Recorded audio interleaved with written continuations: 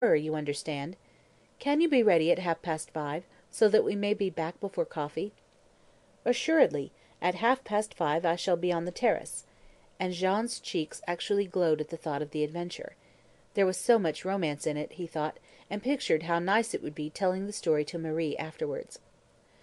Barbara herself was very gleeful, for it was nice to be able to act without wondering whether she was showing the younger ones a good example or not. She felt almost as if she were back at school, and that feeling was intensified by the little cubicle bedrooms with which the visitors at Madame Poulard's were provided. She had been a little anxious as to whether she would awaken at the right hour, but found on opening her eyes next morning that she had plenty of time to spare. She dressed noiselessly, for mademoiselle was sleeping in the next room, and she did not want to rouse her, and stole down the passage and into the terrace, where Jean was waiting for her. They were early risers at Mont Saint Michel, and the servants looked with some curiosity, mingled perhaps with disapproval, at the couple, but they recognised the girl as English, and of course there was no accounting for what any of that nation did. It was a lovely morning, and Barbara, picking her way over the rocks, hummed gaily to herself, for it was an excursion after her own heart. Jean cast rather a doubtful eye from the rocks to the waste of sand in front of them, but seeing his companion did not hesitate, he could not either, and stepped out boldly beside her. "You see," Barbara explained, "it is really perfectly hard here, and we will keep quite close to the footprints that lead right out to that other rock out there." "But you are surely not going as far as that?" he inquired anxiously. "We should never be back in time for coffee." "I don't think so," Barbara returned gaily, "but we'll see how we get on." When once Jean saw that the ground was perfectly sound beneath their feet, and that the footprints went on unwaveringly, he felt rest assured, and really began to enjoy himself. They turned round every now and then to look back at the Mont, but decided each time that they had not got quite far enough away to get a really good effect. "You know," said Jean, some of his fears returning after a time, "one usually has guides, people who know the sands, to take one out so far. I trod on a very soft place just now." "Keep near the footprints, then," Barbara answered. "The tide hasn't been up yet, and the sands can't surely change in the night time. Just a little farther, and then we will stop." They stopped a few minutes later, and both declared that the view was well worth the walk, the only thing that Barbara regretted being that it was too damp to sit down and enjoy it at their ease. "It would have been nice to get as far as Tomblaine," the girl said at last, turning from St. Michel to take another look at the rocky islet further out, "but I suppose we really must be going home again now." Jean did not answer her. He had turned with her towards the rock, then his eyes had wandered round the horizon, and had remained fixed in such a stare that the girl wondered what he saw. "What is the matter?" she asked. "What is it you are seeing, Jean?" "The sea!" he gasped, his face becoming ashen. "Mademoiselle! The tide! It advances! We will be caught!" Barbara looked across the long stretch of grey sand till her eyes found the moving line of water.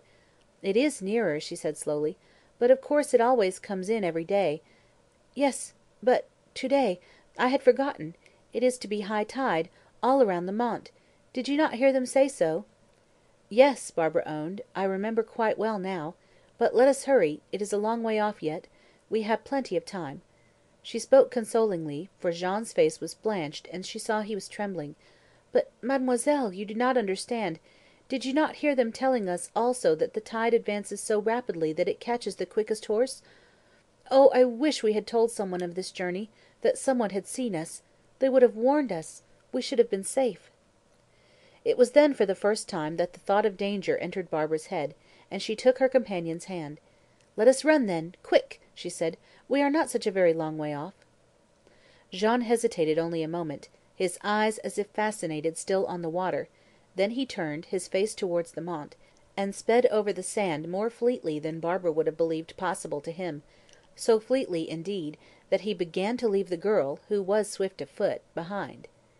She glanced over her shoulder at the sea, which certainly was drawing in very rapidly, licking over the sand greedily, then forward at St. Michel, and fell to a walk.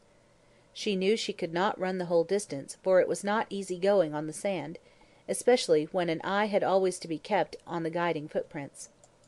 It was some little time before Jean really realised she was not close behind him; then he stopped running and waited for her.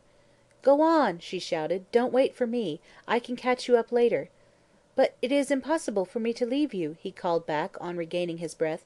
But oh, run if you can, for the water comes very near. One more fleeting glance behind, and Barbara broke into a run again, though her breath came in gasps. They are seeing us from the Mont, panted Jean. They have come out to watch the tide rise. Give me your hand. Do not stop, do not stop. Barbara felt that, do as she would, her breath could hold out no longer, and she slackened her pace to a walk once more. Then a great shout went up from the people on the ramparts, and they began waving their hands and handkerchiefs wildly. To them the two figures seemed to be moving so slowly and the great sea behind so terribly fast. Barbara could hear its swish, swish, near enough now, and she felt Jean's hand tremble in her own. "Run yourself," she said, dropping it. "Run, and I'll follow." But he merely shook his head. To speak was a waste of breath, and he meant his to last him till he reached the rocks. He pulled the girl into a trot again, and they plodded on heavily. It was impossible for him to speak now, but he pointed at the rocks below St. Michel, where two men were scrambling down, and Barbara understood that they were coming to aid. The sea was very close, horribly close, when two fishermen met the couple, and taking Barbara's hands on either side, pulled her on, while Jean panted a little way behind. The watching crowd above had been still with fear until they saw the rocks reached. Then they shouted again and again, while the many who had scrambled down part of the way hastened forward to see who the adventurous couple were, and to give a helping hand if necessary. One of the first to reach them was the little widower, his cravat loose, his hat off, and tears streaming down his cheeks. "Jean!" he wailed, "what have I done that you should treat me so? What would your sainted mother say were she here to see you thus?" But neither Jean nor Barbara was capable of saying a word, and though the fishermen were urgently assuring the girl that she was not safe yet, that they must go round the rocks to the gate on the other side, she remained sitting doubled up on a rock, feeling that her breath would never come into her body again. "Let her rest a moment," suggested one wiser than the rest. "She cannot move till she breathes. There is yet time enough. Loosen her collar and let her breathe." The sea was gurgling at the foot of the rocks when Barbara regained her breath sufficiently to move, and she was glad enough to have strong arms to help her on her way. Jean and his father reached the gate first, and, therefore, Mademoiselle Thérèse had already exhausted a little of her energy before Barbara appeared. But she was about to fling herself in tears upon the girl's neck when a bystander interposed. "Let her breathe," he said. "Let her go to the inn and get nourishment." And Barbara, the centre of an eager, excited French crowd, was thankful indeed to shelter herself within Madame Poulard's hospitable walls.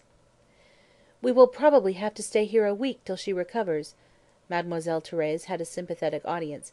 "She is of delicate constitution," and the good lady was perhaps a little disappointed when Barbara declared herself perfectly able to go home in the afternoon, as had been arranged. "What should prevent us?" she asked, when after a rest and something to eat she came down to the terrace. "It was only a long race, and a fright which I quite deserved." "Yes, indeed, a fright," and the Frenchwoman threw up her hands. "Such fear as I felt when I came out to see the tide, and saw you fleeing before it. Your aunt, your mother, my charge!